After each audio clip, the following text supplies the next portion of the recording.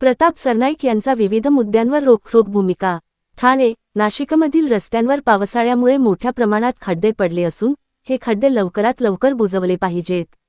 खड्ड्यांच्या प्रश्नावर राजकारण न करता नागरिकांना दिलासा देण्याला प्राधान्य दिले पाहिजे, अशी भूमिका परिवहन मंत्री प्रताप सरनाईक यांनी व्यक्त केली. नाशिकमधील खड्ड्यांच्या मुद्द्यावर बोलताना सरनाईक यांनी खासदार संजय राऊत यांच्यावरही टीका केली. संजय राऊत यांना दिल्ली आणि मुंबईत काम नाही, म्हणून ते नाशिकमध्ये जाऊन खड्डे बुजवायला गेले, असा टोला त्यांनी लगावला. एसटी स्टँड परिसरात ज्या ठिकाणी खड्डे आहेत ते तातडीने बुजवण्याच्या सूचना संबंधितांना दिल्याचेही त्यांनी सांगितले. जितेंद्र आव्हाड एवढे नाराज होतील असे वाटले नव्हते, अशी प्रतिक्रिया सरनाईक यांनी दिली. ते महायुतीत आले तर त्यांनाही चांगली संधी मिळेल, असे ते म्हणाले.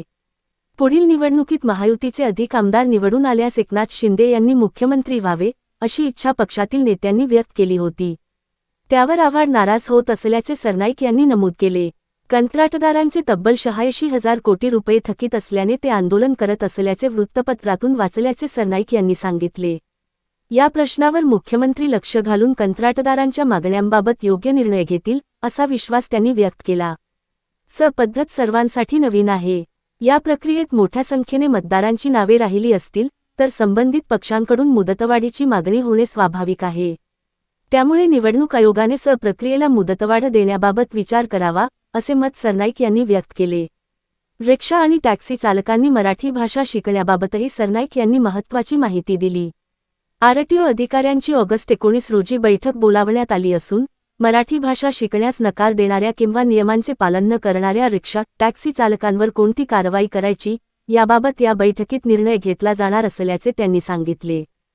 एक मोहीम आखली आणि त्या मोहिमेमध्ये बहुतांश रिक्षा आणि टॅक्सी चालकांना मराठीमध्ये भाषा बरोबर येत नाही असं लक्षात जेव्हा आलं, त्यामुळे आम्ही त्यांना मुदत दिली.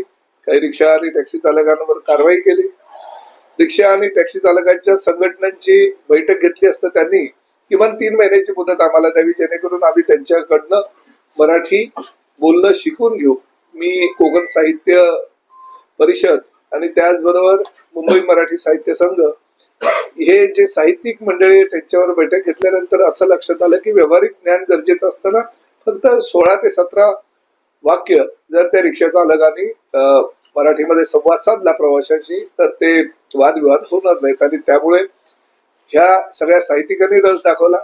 राज्यातील 36 जिल्ह्यांमध्ये सगळे 1600 जे साहित्यिक आहेत ते शिक्षक बनले आणि सगळीकडे फिरायला लागले. आणि प्रामुख्यानं मुंबई ठाण्यामध्ये म्हणजे MMR क्षेत्रामध्ये फार मोठ्या प्रमाणात हिंदी भाषिक जे चालक मालक होते त्यांच्याशी संवाद साधला. अमराठी रिक्षा आणि टॅक्सी चालकांना मराठी भाषेविषयी जेवढं काही ज्ञान देता ते ज्ञान दिलं. जवळजवळ 1,65,000 रिक्षा आणि टॅक्सी चालकांनी आमच्याकडे नोंदणी केली. त्यापैकी जवळजवळ 1,40,000 यांनी ते प्रशिक्षण पूर्ण केलं आणि त्यांना मराठी भाषेचं ज्ञान सुद्धा अवगत झालं. कोकण मराठी साहित्य परिषद आणि मुंबई मराठी साहित्य संघाच्या वतीनं त्यांना प्रमाणपत्र सुद्धा आज उद्याला देण्यात येणार. परंतु जे शिकले नाही, जे मगरूर आहेत, ज्यांना महाराष्ट्रात राहून मराठी भाषेबद्दल अभिमान नाही, महाराष्ट्राबद्दल अभिमान नाही, काही व्हिडिओ असे त्यांनी जाणीवपूर्वक व्हायरल केले, परिवहन मंत्र्यांच्या नावानं व्हायरल केले कि जाओ तुमको जो करना है वो करो, हम महाराष्ट्र में काम भी करेंगे, धंधा भी करेंगे, पैसा भी कमाएंगे, मगर मराठी सीखेंगे. अशा बुजर रिक्षा टॅक्सी चालकांना कायद्याच्या कक्षेमध्ये आणून आम्ही कुठल्याही परिस्थितीत त्यांच्यावर जी आहे ती कारवाई आता करणार आहोत. आज समारोपाचा कार्यक्रम आहे आणि समारोपाचा कार्यक्रम संपल्यानंतरच उद्या कॅबिनेट असल्या कारणानं परवा मी RTOच्या अधिकाऱ्यांशी बैठक लावली. त्या बैठकीमध्ये आम्ही आता पुढली रूपरेषा ठरवू आणि आमच्या RTOच्या अधिकाऱ्यांना एक मोहीम आखायला सांगू, जेणेकरून हे 1,65,000 व्यतिरिक्त जे काही मुजोर लोक आहेत ज्यांनी या अभियानामध्ये भाग घेतला नाही, शिवसेना प्रमुख आदरणीय बाळासाहेब ठाकरे यांच्या नावानं आपण हे अभियान चालू केलं. आणि एवढ्या साहित्यिकांनी शिक्षक बनून जर तुमची सेवा केली असेल तर त्यांचा मान सन्मान ठेवून तुम्ही मराठी शिकायला हवं होतं. पण जाणीवपूर्वक तुम्ही मराठी जर शिकत नसाल, महाराष्ट्राची अस्मिता, महाराष्ट्राची जी मराठी भाषा आहे त्याविषयी जर तुमचा अनादर असेल तुमच्या मनामध्ये, तर तो नक्कीच RTOच्या कायद्यामध्ये आणि कायद्याच्या कक्षेमध्ये बसून आम्ही त्यावर कारवाई करू. कारवाई करत असताना सुरुवातीला जर तो पकडला गेला तर त्याला 30 दिवसाची मुदत देऊन संधी उपलब्ध करून देऊ की अजूनही तू मराठी 30 दिवसामध्ये शिकू शकतो.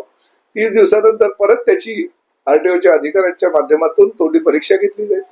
त्या तोंडी परीक्षेमध्ये जर पास झाला तर ठीक आहे, परंतु जर नापास झालं तर त्याचं लायसन्स 3 महिन्याकरता सस्पेंड केलं जाईल आणि परत 3 महिन्यामध्ये जर तो मराठी शिकला नाही तर त्याचा लायसन्स पूर्णतः रद्द करण्यात येईल. किंबहुना जे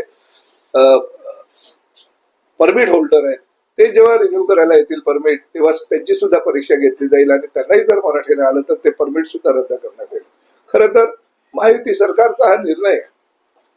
राज्यामध्ये जास्तीत जास्त मोठ्या प्रमाणात उद्योगधंदे यायला हवे, राज्यामध्ये जास्तीत जास्त मोठ्या प्रमाणात रोजगार निर्मिती व्हावी, यासाठी आम्ही प्रयत्न करत असताना कायद्याच्या कक्षेमध्ये बसून महाराष्ट्राची अस्मिता, महाराष्ट्राची परंपरा आणि मराठी भाषा ही जर शिवसेना प्रमुख आदरणीय बाळासाहेब ठाकरे यांच्या माध्यमातून आम्ही सर्वदूर पोहोचवण्याचा प्रयत्न करत असू आणि त्याला जर आम्हाला कोणीही पाठिंबा देत नसेल तर निश्चितपणे त्यांच्यावर कारवाईही अटळ आहे. अभ्यासक्रमाची